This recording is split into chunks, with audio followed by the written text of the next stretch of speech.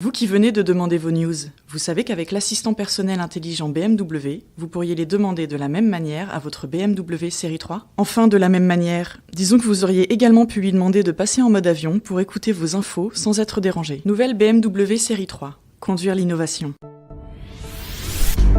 L'info éco avec Capital. Le chiffre du jour pour commencer, 5 milliards d'euros, c'est ce que pourrait coûter un futur porte-avions français, d'après Jean-Philippe Roland, le commandant de la Force d'action navale. La ministre des Armées, Florence Parly, a en effet lancé une phase d'étude de 18 mois en octobre dernier. Elle concerne la construction d'un éventuel successeur au porte-avions Charles de Gaulle, qui lui sera désarmé vers 2040.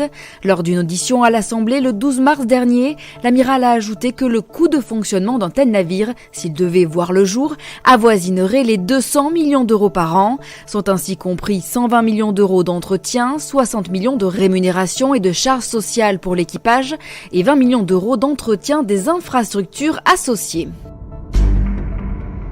L'info pratique Capital s'intéresse aujourd'hui à l'investissement locatif de Normandie. Grâce au journal officiel de ce mercredi 27 mars, on sait enfin dans quelle ville vous pourrez profiter du dispositif. C'est par exemple le cas de Saint-Malo, Vichy, Gap ou Vierzon. Les villes éligibles sont dans leur grande majorité des communes urbaines moyennes de moins de 20 000 habitants. Pour rappel, le dispositif de Normandie est compris entre 12 et 21% du montant de l'investissement. Il concerne uniquement les acquisitions de logements anciens qui font l'objet de travaux de réhabilitation avant d'être loués. Pour bénéficier de cette niche fiscale, sachez que le coût des travaux doit représenter au moins 25% de la facture totale avec l'acquisition.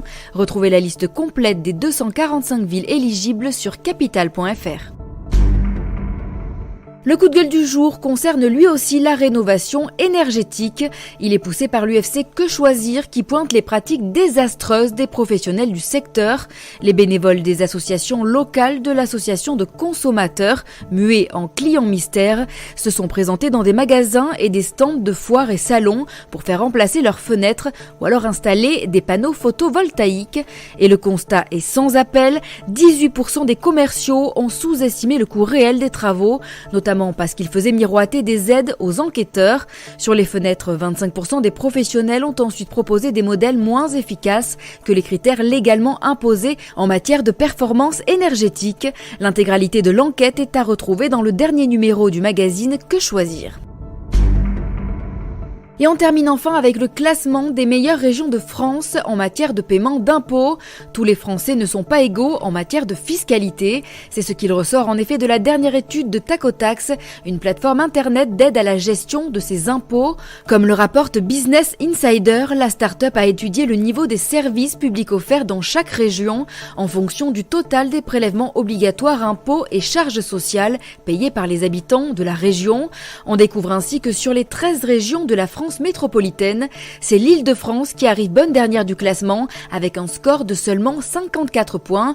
Parmi les 8 régions de France où l'équilibre entre vos impôts et vos services publics est le plus satisfaisant, il y a en tête les Hauts-de-France où le niveau de service public est très bon et la moyenne annuelle d'impôts par habitant de 4 500 €.